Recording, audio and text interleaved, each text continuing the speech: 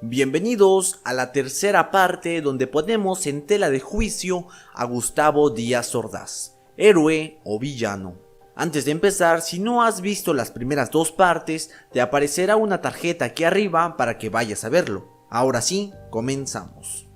Hoy en día las redes sociales son una gran herramienta de comunicación, pero en septiembre de 1968 la única forma de llegar a la gente era por medio de periódicos, volantes, mantas, anuncios en paredes y por supuesto muchos voluntarios. Y para tener cientos de voluntarios se necesitaba miles de pesos. Alguien tenía que financiar todo esto. ¿Quién estaría interesado en financiar y en promover el movimiento del 68? Y para descubrir esto, la historia nos dejó varias pistas.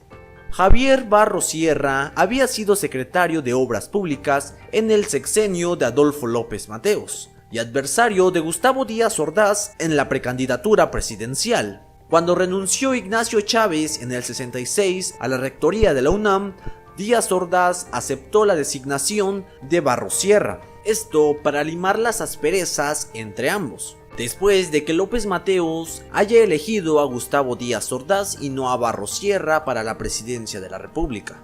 Después del bazucazo en la preparatoria número 1, el rector tenía dos opciones: calmar a los estudiantes o apoyarlos, lo cual implicaba declararle la guerra a la presidencia de la República, y finalmente lo hizo. Alimentó el conflicto con un objetivo: quitar a Echeverría de la candidatura presidencial y lanzar al precandidato de los universitarios, Emilio Martínez Manautou, secretario de la presidencia. Luis Echeverría, al ver esto, no se iba a quedar con los brazos cruzados. Una de las fórmulas de la política más eficaces es crear conflictos para luego solucionarlos.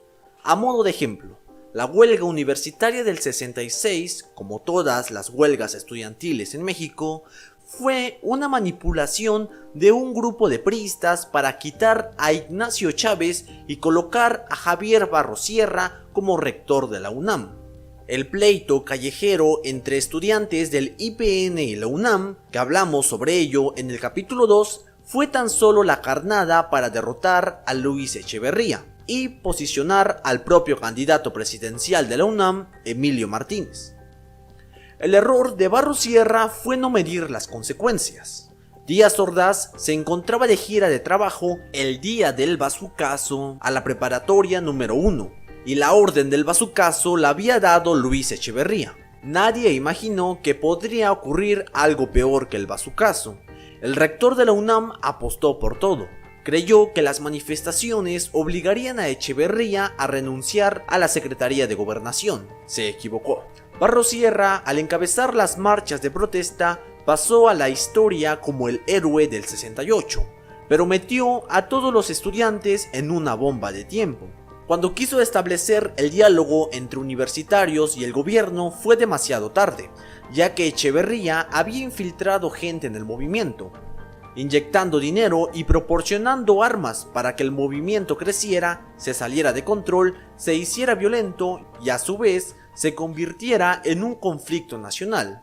Echeverría lograba que el presidente Díaz Ordaz encontrara en su secretario de Gobernación a un funcionario leal. El 2 de octubre del 68 se llevó a cabo la matanza de estudiantes en la Plaza de las Tres Culturas, por órdenes del secretario de Gobernación Luis Echeverría.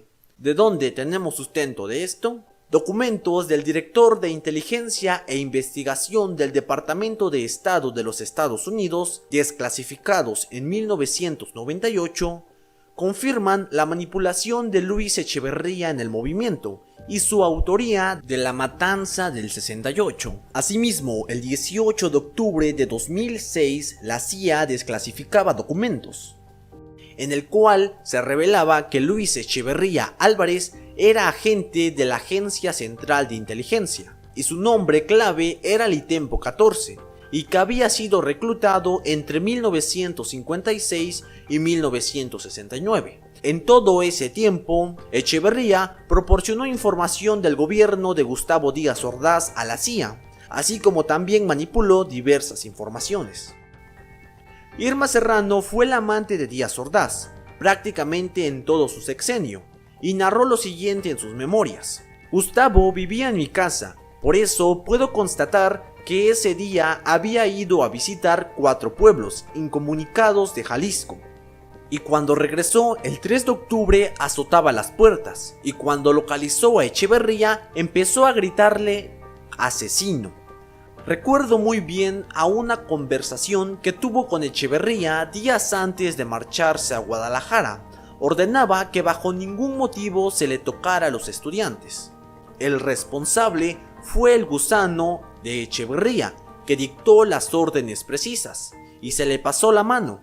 Díaz Ordaz se echó toda la responsabilidad a cuestas porque sí, y su orgullo era más que cualquier cosa. El 1 de septiembre del 69, al rendir el 5º informe de gobierno, Díaz Ordaz dijo lo siguiente: asumo íntegramente la responsabilidad personal, ética, social, jurídica, política e histórica por las decisiones del gobierno federal del año pasado. Díaz Ordaz fue el último de los grandes presidentes de México. Gracias a él se alcanzó el estatus económico más alto y la deuda externa más baja de la historia, de tan solo 3.800 millones de dólares. Con Echeverría y López Portillo, la deuda externa se disparó a 80.000 millones de dólares. Bueno amigos, gracias por ver estas 3 partes donde hablamos y ponemos en tela de juicio a Gustavo Díaz Ordaz, héroe o villano.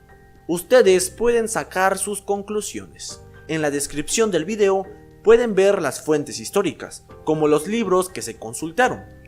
Y también quería darle créditos a Sofía Guadarrama Collado, historiadora de México. Bueno amigos, no olviden suscribirse, dejar su like. Nos vemos en el próximo video.